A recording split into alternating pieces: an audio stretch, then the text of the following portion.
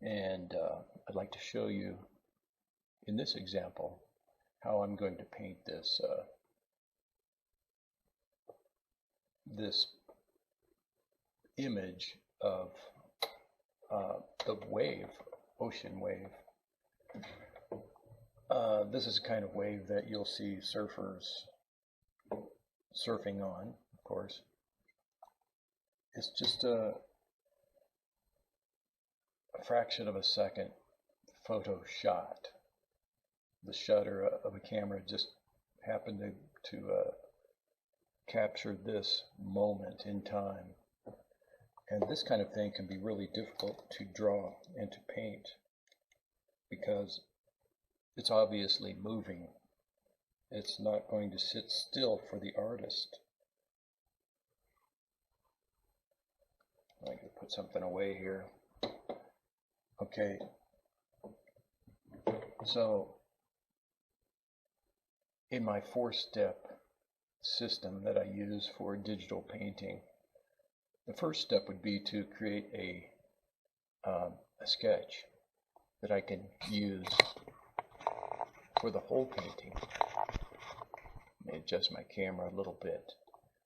So first thing I'm going to do is make a sketch of this shot here, this photo shot.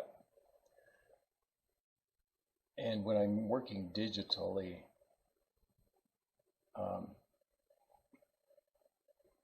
here's a canvas layer that's just white.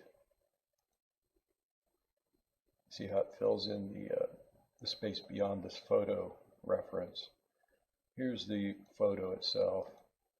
What I'm going to do is turn down the opacity of this image, and then on this upper layer,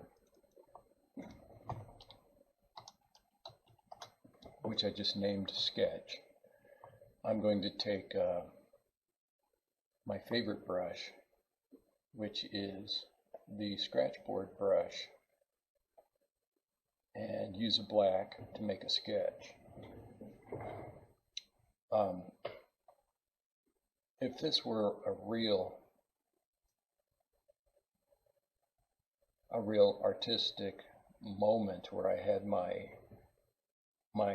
sketch pad out there near these waves, I was just looking at it.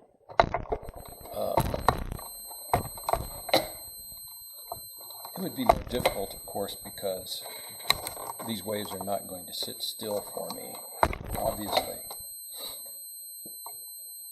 What I would do out in the field when there's something moving, what I like to do is to use my eyes and my brain as I would a camera, meaning that I would take my canvas before me with my pencil, and I would close my eyes. If it's a moment that keeps repeating itself, such as waves flowing into the shore, and they just kind of cycle through this repetition over and over, that's a good thing, because compare that to something like a horse that's running around back and forth, and it's changing direction, and it's getting closer, it's getting farther away, it's going up a hill, it's going down a hill. This is something that you can kind of average in your brain, in your intellect, your sense of perception. This happens in the same place over and over, the same direction, and it may look different every time it happens. The details of it may be different, but every time it happens, you will see similarities, such as this foam on top. Let me darken that back again while I talk about it. This foam up here, these waves will usually have some kind of foamy disturbance on top, and then where they crash down, where the water hits this surface, you'll see this explosion of this disturbance that results in this foam that blows up into the air. And then you'll see this curve down here where the waves just have to fall because there's no place else for them to go. They can't keep going up in the sky because the gravity is going to overtake that system of movement and pull that leading edge down into the water, and then you have this explosion. That whole process repeats itself over and over, which is a very good thing, because then what I would do, I would, like I said before, close my eyes, refresh my perception in my head, refresh that memory in my head, and then just for one split second, I open my eyes, take a shot in my memory, let that fill my brain with the details, and then I look down at my paper, and then I try to draw what's in my memory. I can do that over and over. Close my eyes, I look up, close my eyes, take a little shot, let that fill my memory, go down to my paper, try to fill in the details. And I'm looking for not an exact relationship between the image I just saw and what I'm putting onto the paper, but kind of an average of what I see each time.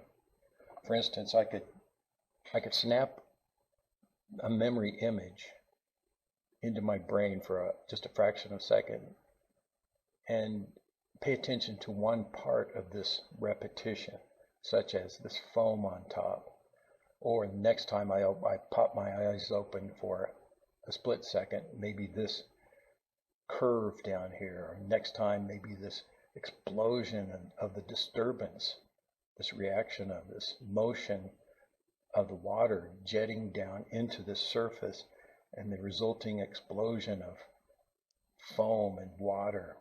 It's a beautiful thing. That's what I would do if I were doing this live.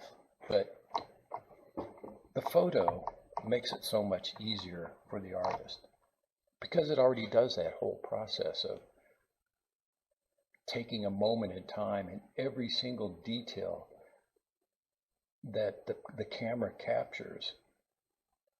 It does all that for the artist. It takes that one split second and captures the whole thing, not just a part of it in a person's memory. The problem with the photo, though, is that maybe there's a part of it that you don't like that results in that photo. For instance, maybe this wave down here, this angle, I don't like the angle. Maybe I'd like the angle to be more of a hill or something like that. So, there are advantages to each, the photo or that split second of memory. But in any case, I'm going to do what's easier and faster, because that's why we use digital painting. It's faster, it's easier, it's more convenient. And if I wanted to change this in my drawing, I could. My drawing meaning now my outline, my sketch. And my sketch is the first step in my 4-step process that I use to keep it simple. That's my first step, and I keep it on top. I always keep the sketch on top. So what I'm going to do here is I'm going to lower the opacity of my image that I'm going to base this whole painting on, about down to 50%, because I want to see my sketch on this top layer, and I want to clearly see it. If I had this turned to 100 and I used a black for my sketch, it would sometimes not be real clear. See here.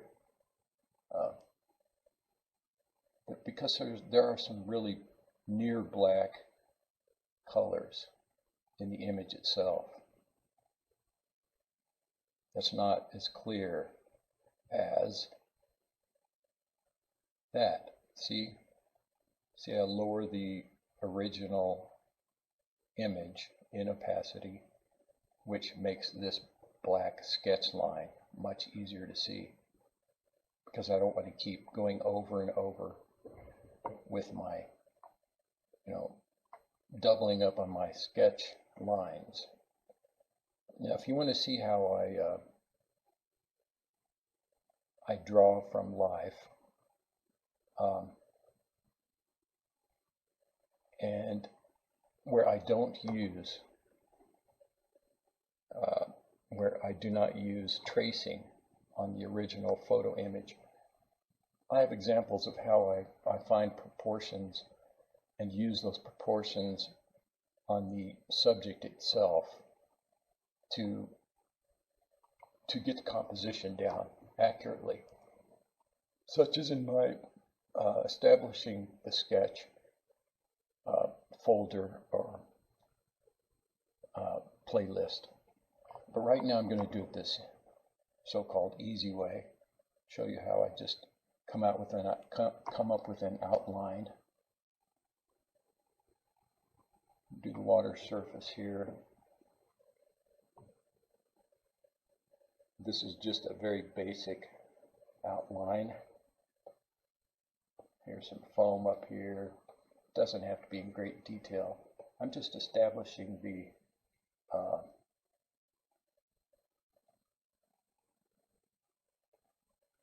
boundaries. Say, for instance, I didn't like this. Here's where I would change things. But I have no problem with this photo. I like this this angle of this sloping surface here. See, it's very, very basic outline. Just like if you're writing a story or a book, you have to have an outline to make sure you stay within your original idea. Okay, that's already done. See? Very simple. Now I'm going to keep that sketch. I'm going to keep the sketch on top. I can go ahead and delete this image here that I used for the sketch. Delete it. Okay, now I'm going to make my second step is now what I'm going to do here. This is my second step is to fill in the different forms, because here's my reference over here.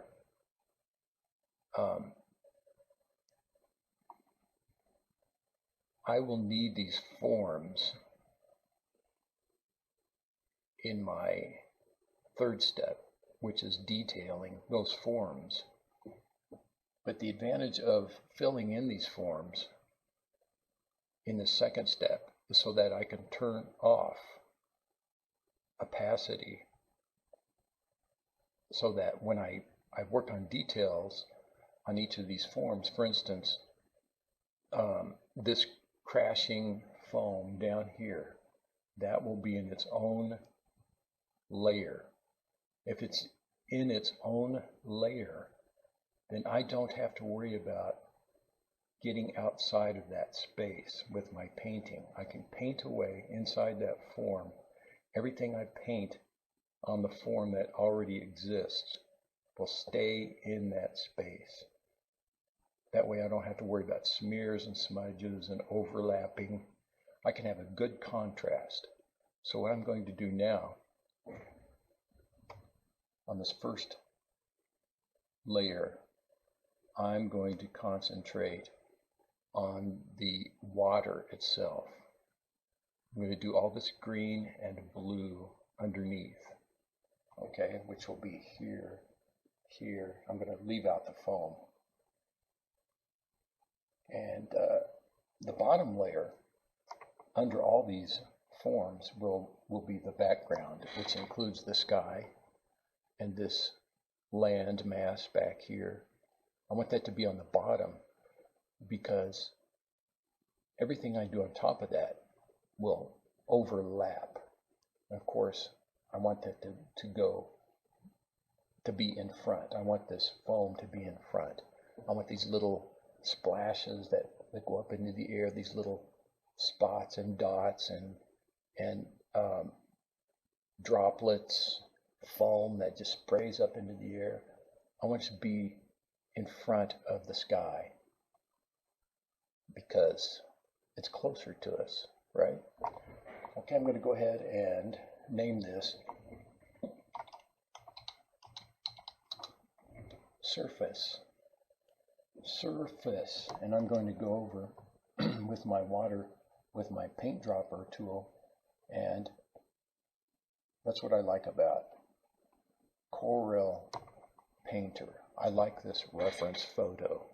The reference photo lets me go back and forth between what I'm painting, and I can grab colors from this wherever I'm working. Say I'm working on this part, then I'll get these colors here. If I need some highlights in the water, I'll grab these highlights or dark spots right here. It's a great feature. I don't necessarily think Painter is the best program to use for a home desktop or laptop studio, but I do love this feature. I'll show you why. I'm going to fill in with full opacity that water surface area. Okay, let's see. I'll just that's a little too dark.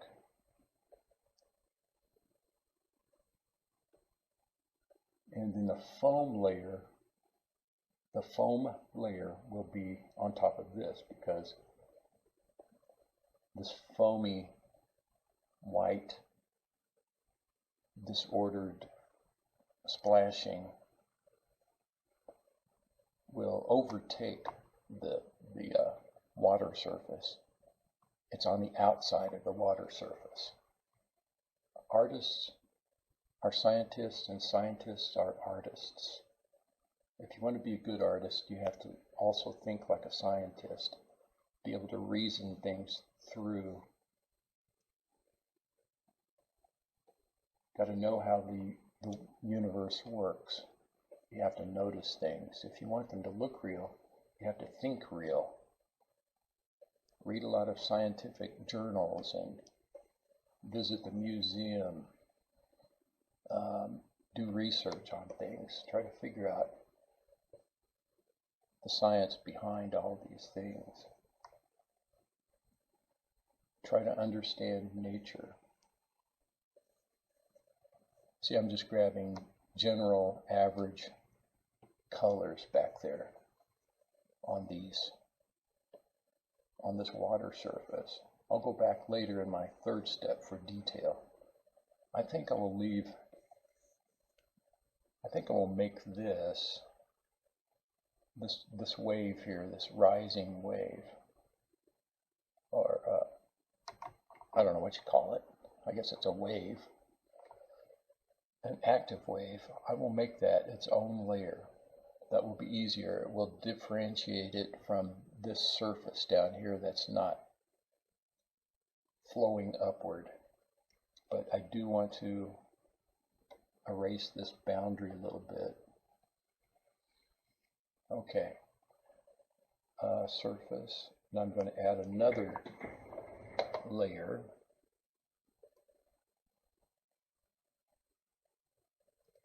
And I will call this one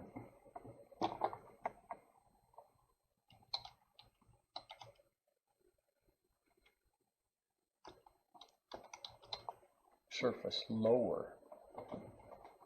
And since it's a lower surface, it will superimpose in front of this. This is closer down here, so it will cover what we see from this rising, motioning wave. So we want that to be on top, right? Let me think. Got to make sure. Let me check my process here. Surface lower. Yeah, you want your closer things on top because they cover up what's in back. So let me start this layer here.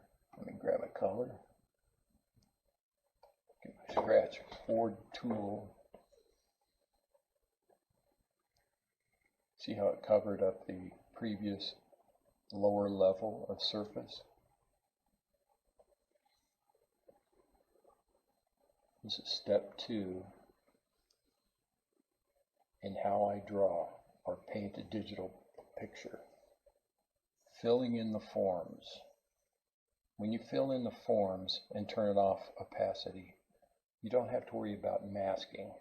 When I started digital painting a long time ago, I would do the whole image and then start masking in areas to protect those different areas. But that takes a long time. It can be very frustrating and bothersome. Okay, now I got the closest water surface finished. Now I want to start the foam, and the foam will be on the very top of all this because I want the foam to cover up these areas where it needs to be, because that's what it does in reality. It covers up these surfaces. So I'll make another layer, call it spray, as in ocean spray, foam, whatever you want to call it. I'm going to call it spray, and I'm going to grab kind of a really light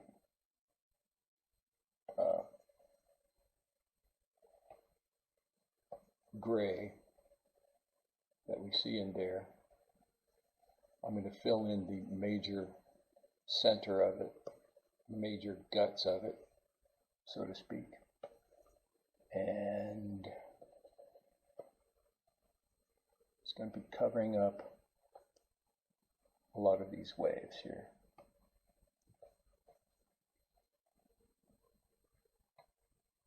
I have to be careful here because in this area,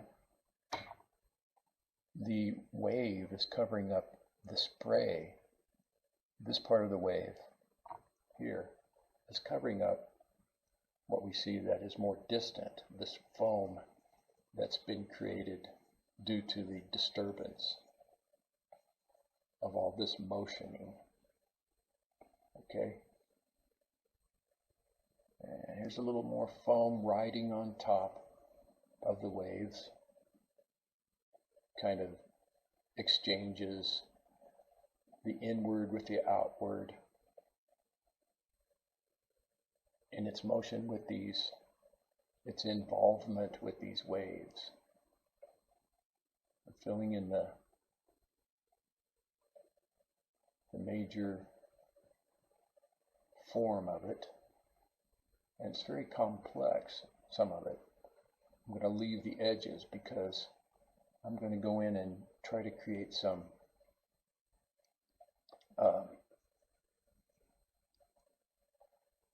spray effects, which include some little tiny droplets, some dots. Okay, there's the foam there. And it's, as you can see, that's a long line of foam starting from here over to thereabouts. And it just doesn't have to be perfect, just something generalized. And then on the very bottom, I'll make another layer and call that background. Sometimes I just put in a BG to stand for background, but in this case I'll spell it all out.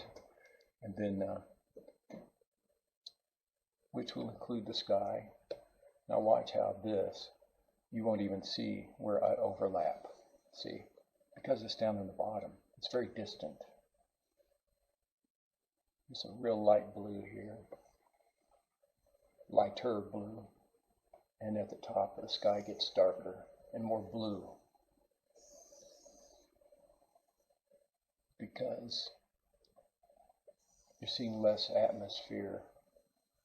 When you look straight up in the sky, your eyes see just from bottom to top, straight up. And that's a shorter distance than if you look off on the horizon, you're seeing where you are. What you see up into the distance going that way, that's a lot more air volume this way than if you just look up. So here's the layer of atmosphere above your head. If you look up that way, you're only seeing through this much. But if you look from here to there, look at all this more distance. There's going to be more air volume. And because of that, these particles of air are lighter in color than the dark space up beyond our atmosphere. So it filters through.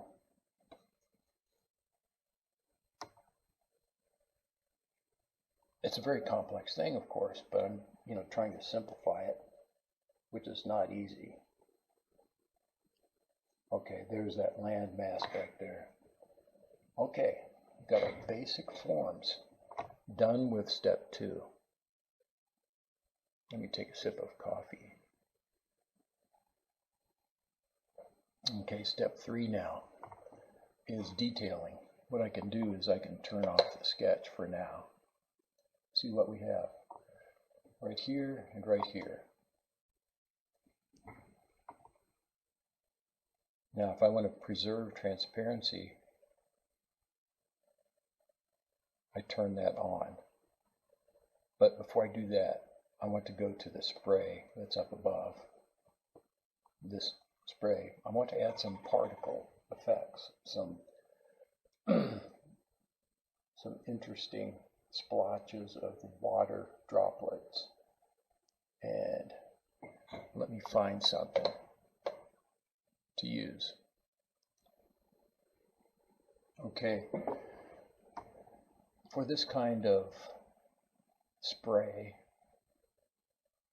that I need for this foam, where there's a lot of droplets and things, I want to finish this layer with what's called pepper spray right here. It's a particle brush, isn't it? No, it's a blender. Wow, I thought it was a particle brush. No, I got the wrong thing. Where is it? Pepper spray. Oh, it's an airbrush, right? Because it works like an airbrush. It works like an airbrush where you have the flow turned, I forget it's way up or down, but it's adjusted so that what comes out, see these tiny little droplets, I don't want them that tiny.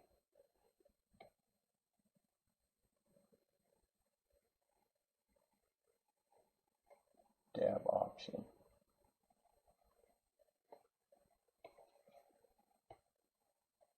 Okay, I need to adjust the flow some.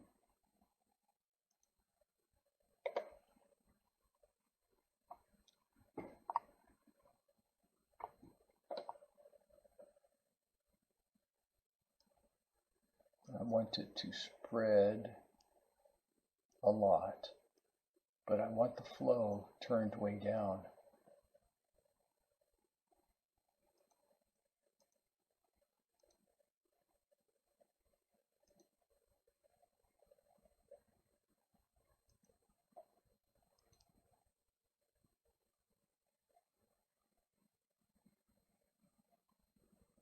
All right.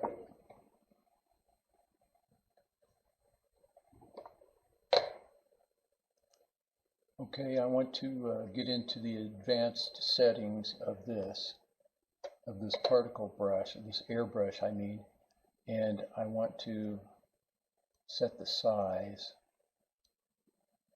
not real tiny because I want these droplets to look kind of big. So let's see. That's too big. I want the minimum size to be much smaller. And I want the size to jitter and be random in size. I don't want all the droplets to be the same little tiny dots. Let's see how this looks. See there, that's just too big. I'll keep trying till I get it adjusted right. Minimum size. It's still too big.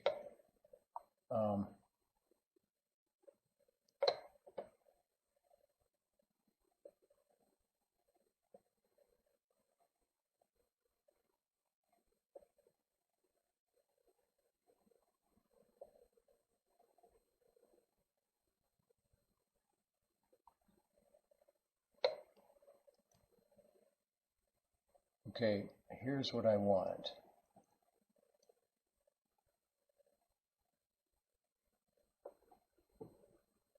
The range of variation that is applied to the size of the droplets. I don't want, okay, set the maximum size of the individual droplets. I need to get that maximum size smaller. I do want them bigger, but not huge. I want it to look realistic. That's getting better.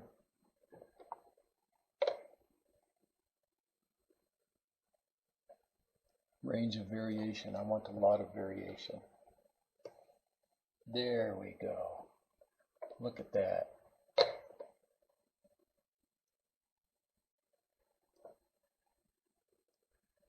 Maybe a little smaller even than that. Yeah, that's pretty good. That's good. Okay. I'm happy with my modification of this part airbrush.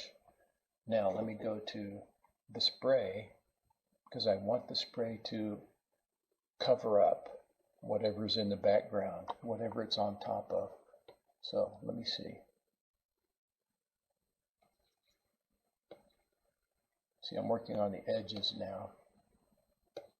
And if they go up too high in the air, I can just erase those. But look at that, how those particles, the spray, the pepper spray in Painter makes these beautiful little particles just where I want them. And I do it gradually. I don't want to have to erase all the time. I want it just to come out at the flow that I like. I turn down the size of this nib so it's keeping the spray in a very restricted area. Okay.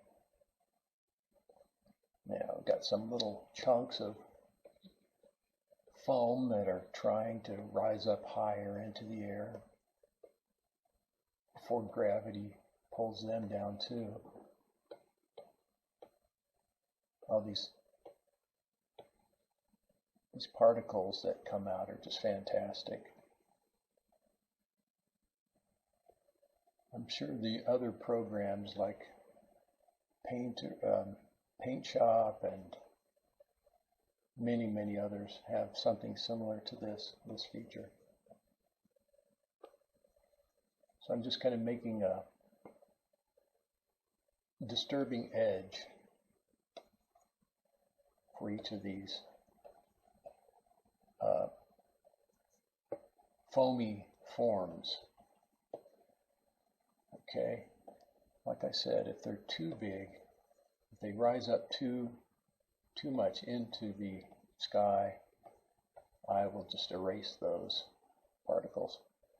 Let me show you what I have so far. Okay, see, that's all one one form so far, all the spray. Okay, great. Let me finish these up. And they kind of fall down too, on kind of overlap these the wave surface of the water here and there. And it does not have to be perfect. Just like a bunch of little droplets, millions of them. That's what's cool about these tools that spray out particles. Kind of like nature itself, it just kind of does it so quickly with so many. I mean, if I were going to do pointillism, for instance, with just do each little dot, that would take forever. I mean, metaphorically speaking, of course, we don't have forever, being human. Okay, it's going well here. Some of these are just way up here too high. Gravity's not going to permit those droplets to spray up so high into the air. Maybe if this were some waves on a terraformed Mars or the moon in a few decades, if they get water on the surface of the moon or Mars, yeah, the gravity is only 1/6 on the moon compared to here on Earth. It's 1/3 of the gravity on Mars. So yeah, these droplets might go a lot higher on a different planet like that.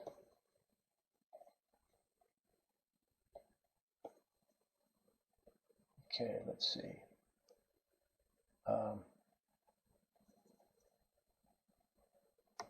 And there's even a little bit down here in this little covered up circle at the edge that I will use. Okay, great. Whoops, I need a little whiter. There we go. Okay, I like it. I like it because this kind of mimics the reference photo. And like I said, I like Painter because of this feature. There are other paint programs that I love to use, but they don't let you have a reference that you can switch back and forth from to get colors. All right, let me take my eraser and erase some of these anti-gravity sprays up here. I'm going to leave some of them that go up maybe a foot or two, but they're not that energetic. I mean, they just pop up into the air with a little bit of energy and drop back into the water. All right, I got that done. Now, I'm going to pause while I save this. Okay, I just saved this digital painting in its early stages as crashing waves. And I see a little gap here. I need to go down to the surface and fill in that little gap with my back to the Scratchboard tool, which is my favorite. All right, that's pretty good. Now I'm done with step 2, which is filling in the forms. See, I have the spray in its own layer, all this white stuff here, and underneath this curve. Then I have 2 surfaces of the water, this more greenish, energetic rising wave here, and then this lower surface here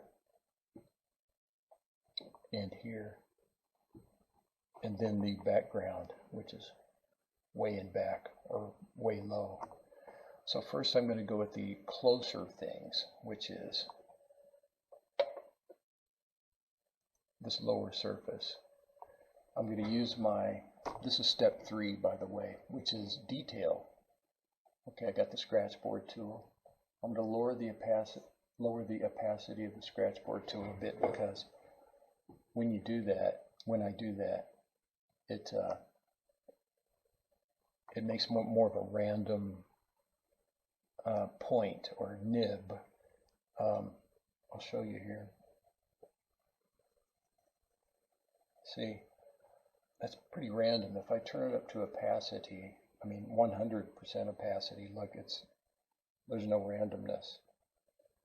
I want kind of a splotchiness, but right now, I don't need it to be fully splotchy. I do want some opacity.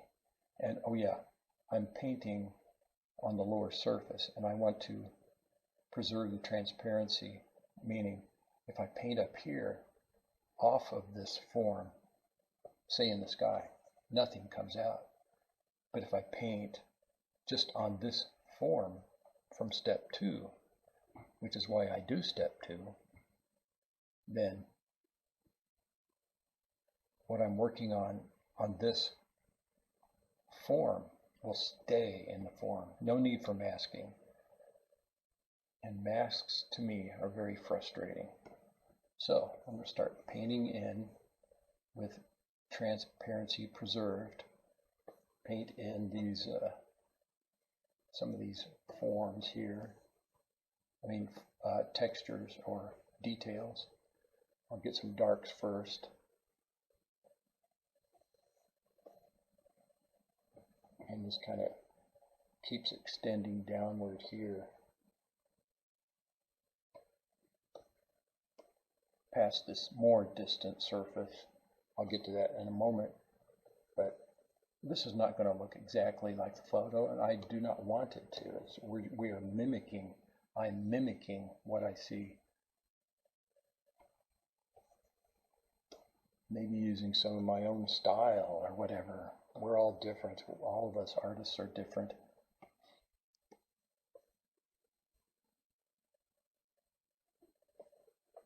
There's some lighter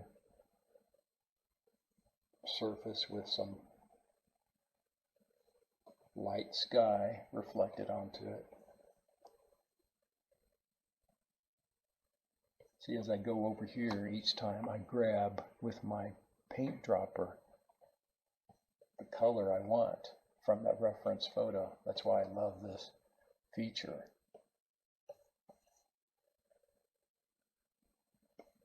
Okay, get a little more darkness here for this section of the waveform.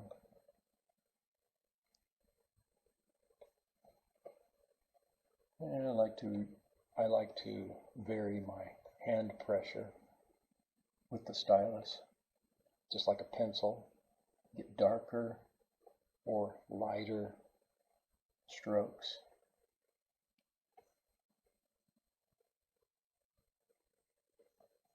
Okay, good. And let's see, I want to get this little area back here at the leading edge of the wave, crashing wave. Put in these textures are moving in a different angle, a different direction, sloping down more. Get a little darkness here. All right, now I want to move up to this active wave, this rising wave that's creating all this disturbance. That's the just called surface. I'm going to grab some green here. That green is caused by the brightness of the sky and some translucency. But you can see some of the sky, the lightness of the sky refracting, just like a prism. Water can act like a prism. It does refract like a prism does, and it spreads out those colors in different ways. Such unpredictable ways we humans cannot mean, I'm not capable of understanding all these little details, but we can mimic them. Let's see, I give a light green up here on top. Maybe that disturbance. And then this is a thicker water. You cannot see through this water back here as much. There's just more of it, more mass in that part of the water. Just kind of generalized details here. All right, now I'm going to go to, with still having the preserve transparency turned on, I'm going to go to the spray, and whatever I paint on the spray will stay on these little droplets. So I'm going to color what I've done here already. Color in this form.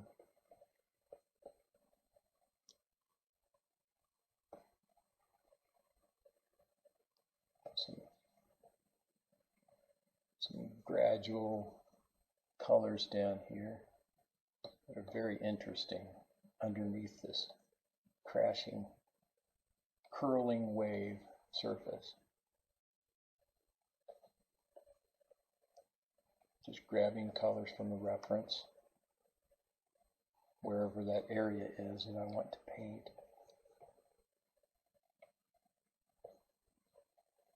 See how it keeps all of those colors restricts those colors to the droplets that I created with the airbrush tool or pepper spray.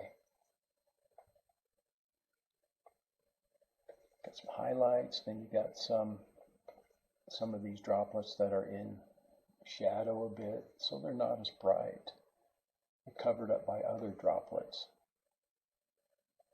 The sunshine gets covered up by some other droplets.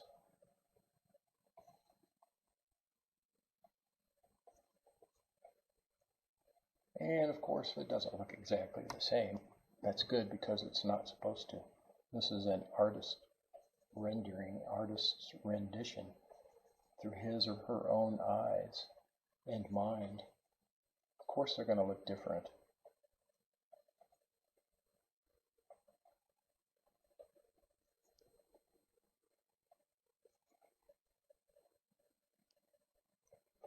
And if I turn down opacity with this Scratchboard tool, it's going to make a more random nib, more random point on this tool, which is what I want right now for these other details. Okay.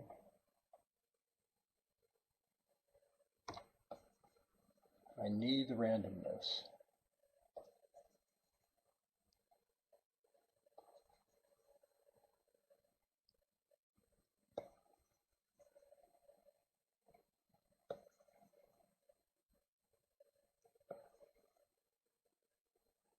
Still grabbing the colors I want from the reference photo on my right here.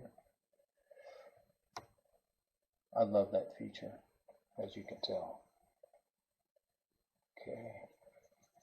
Now the randomness of this tool I'm using is kind of like the pepper spray airbrush, only these textures that are coming out of it, this random texture, can be more globular, more bulky and less fine. So I have to be aware of that too. Good, okay. Looking more like it. Alright, that's pretty good. Now, I'm going to go back to the background, the sky, and for blending in these edges of two different colors, I will use a blender To blend, I use a blender. That makes sense. Let me find the one I like the most. Let's see.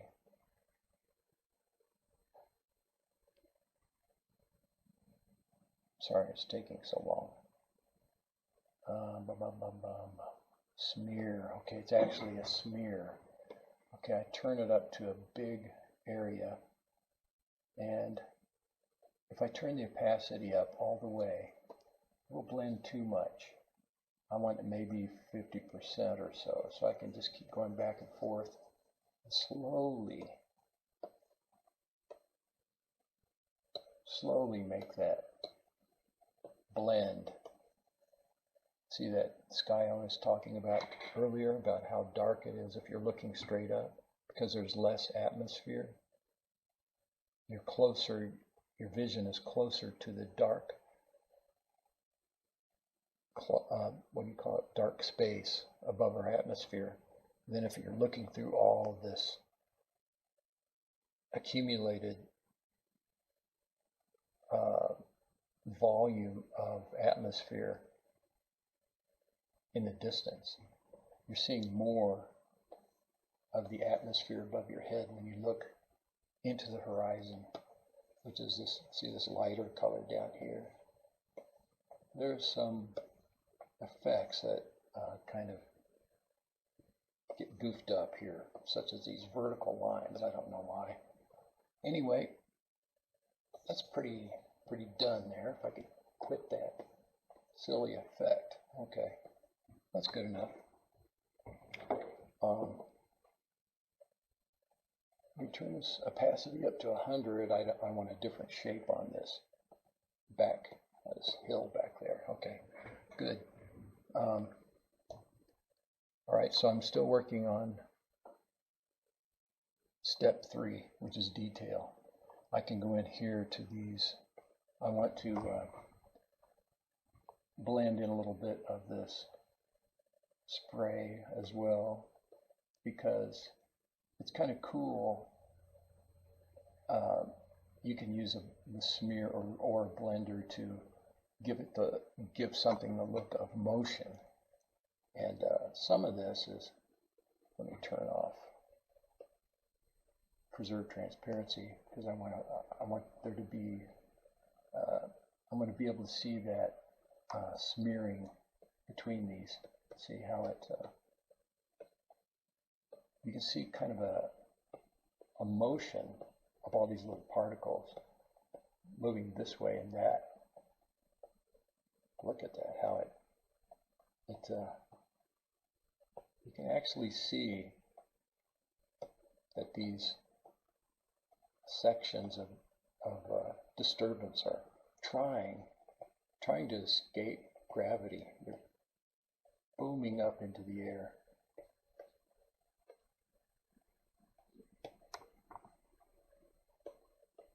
And then you have areas of spray where the water and the spray are trying to melt back together again, trying to become one again after they separate. So those can be blended in a little too, and then see this spray here. It's moving.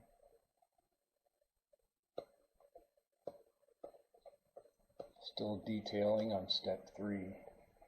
My step 3. Okay.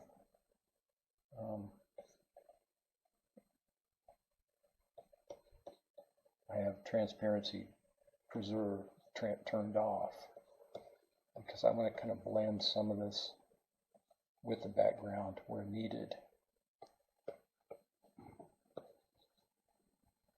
Okay, now I'm going to go to lower surface down here, do a little blending there, smearing things out,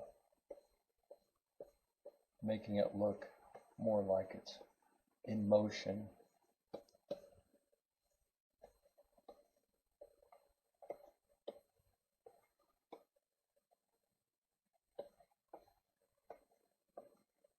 water can be a really difficult thing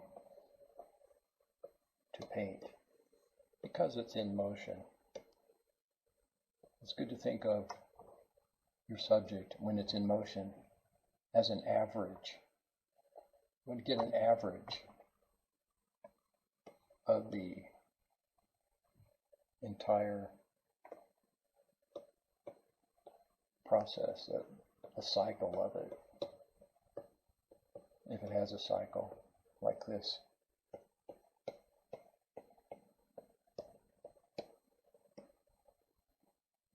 Okay.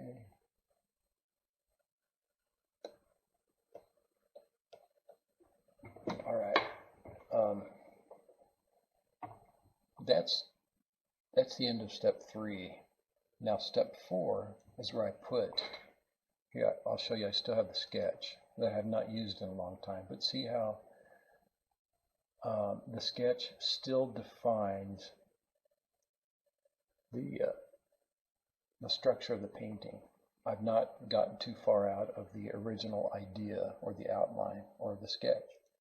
I don't think I'll need it anymore. But let me put another layer on top. The layer on top, and call it Final Details. Final Details. Okay, sometimes I have more than one layer of final details. But the point is, do your details, and then if you wanted to add more details onto those details without destroying those details, then leave it. Add details to the details. Don't try to mix in more details to those final details if the final details you want to keep preserved. But we have transparency preserve turned off. We don't need to preserve transparency anymore. We need to add final details, and for this I like to keep my my Scratchboard tool at about 10 to 15%, maybe higher, maybe 20, 25%. I'm going to go over here and grab colors, maybe even higher, yeah, and then just fill in where I need to the details that I want with the colors I want. I have this stylus programmed with this software so that I press this back button right here, and it switches between monitors. That way I don't have to cram everything onto this display. I can use my second monitor to increase my real estate, as they say, and use my second monitor for things like this, for the reference photo. So I just switch back and forth, and then this top button I have programmed so that it controls size of my tool. So I don't have to go up here every time. I can quickly change the size of whatever tool it is I'm working with. Right now I'm using the Scratchboard tool, of course. I'm just going to put in final details where I want them, because most of the image is done. I just want to customize it and get it exactly the way I want it to look.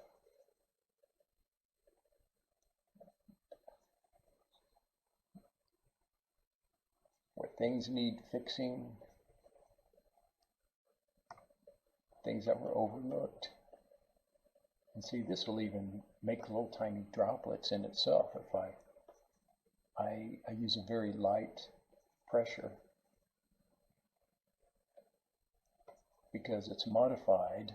This tool is modified to use pressure as an expression. I want a little more spray up here. It's fun to paint water.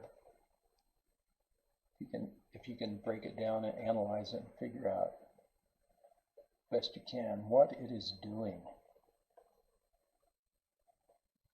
It can be a very complex thing. So many different types of water surfaces all over the world, and there's swimming pools, there's puddles of water, there's raindrop puddles, there's creeks, there's rivers, there's waves like this, there's oceans, there's tsunamis, there's calm water that looks like a mirror.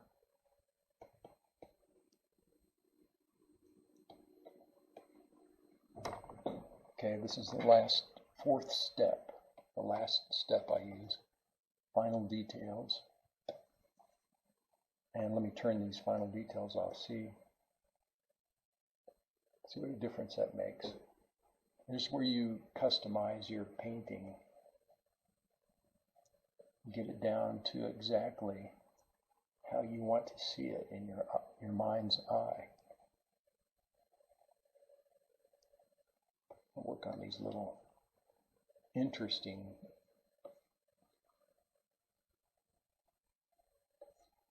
prismatic colors down here where the light shines through these walls of water. These waves are so powerful.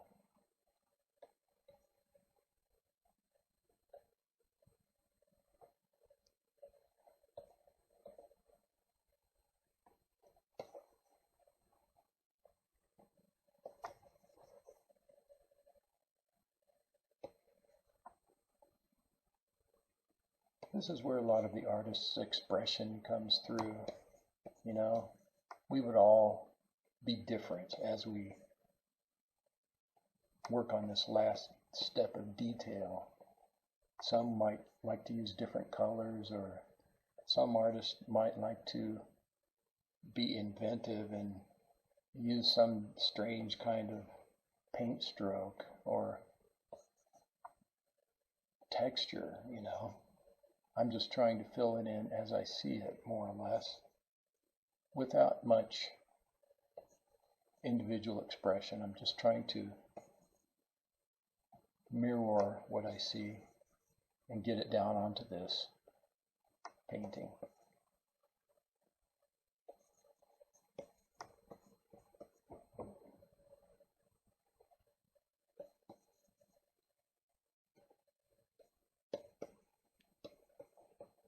More detail, more detail.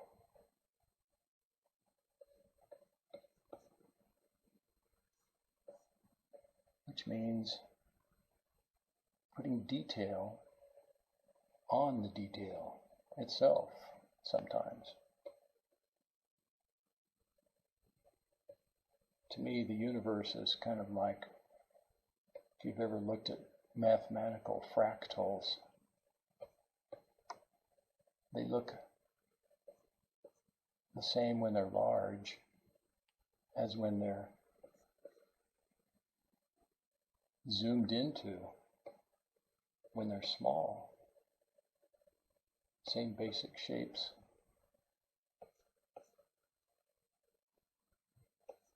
Big and little. But if you keep getting smaller and smaller, it's incredible how much detail is within a detail. This universe is undescribably incredible. It's a mystery, and we'll never discover all the secrets of the universe, I don't think. It's way beyond us. Okay, I'm going to get a little foam that kind of goes sideways here.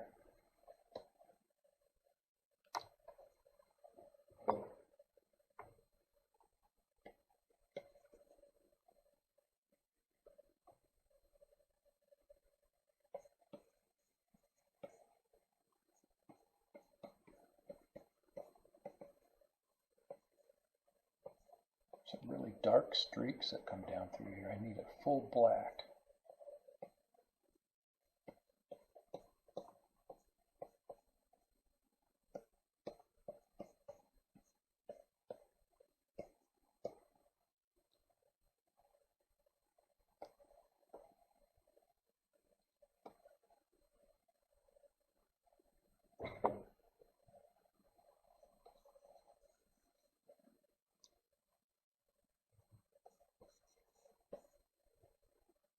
Turn up the opacity a little bit for less randomness, a more solid line. Smaller details here in this, details within details.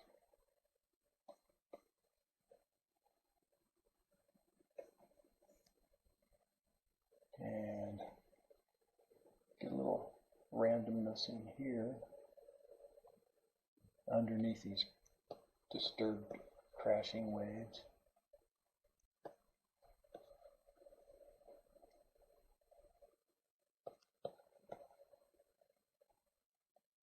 Some contrasting darknesses and lightnesses in this huge explosion of water, foamy water. Okay, I think that's working there. Little spray that's highlighted in the sunshine here.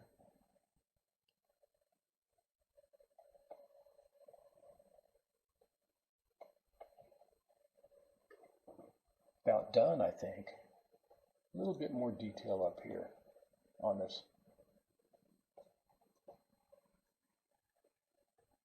This curved wave. A little more highlight, maybe some really bright white. Yeah. This is where the sun is really highlighting some of this disturbed foamy water.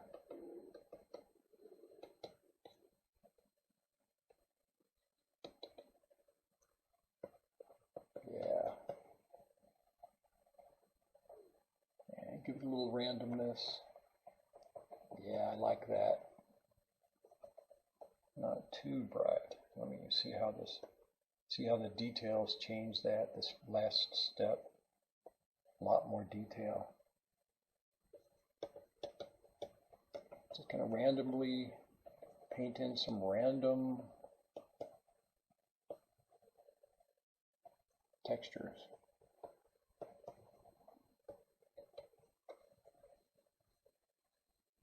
It's kind of a solid,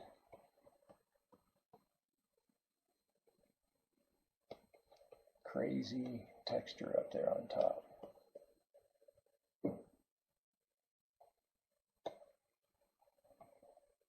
And let me get some more highlights down here.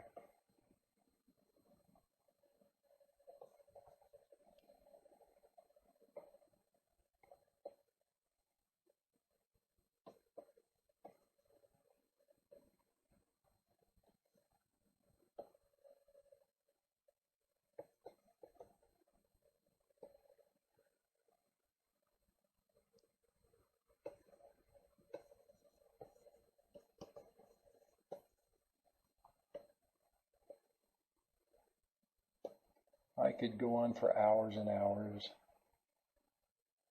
painting in more detail, but I like the result here. So I think we're going to end this now. That is how I digitally paint ocean waves, or one way that I digitally paint ocean waves. There are many ways to do it, of course, but I wanted to show how I analyze a photo and then try to paint it.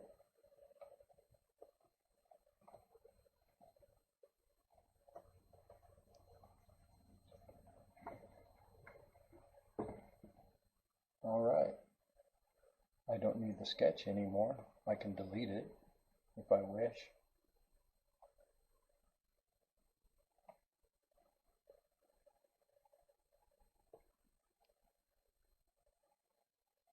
But I'll just turn it off. And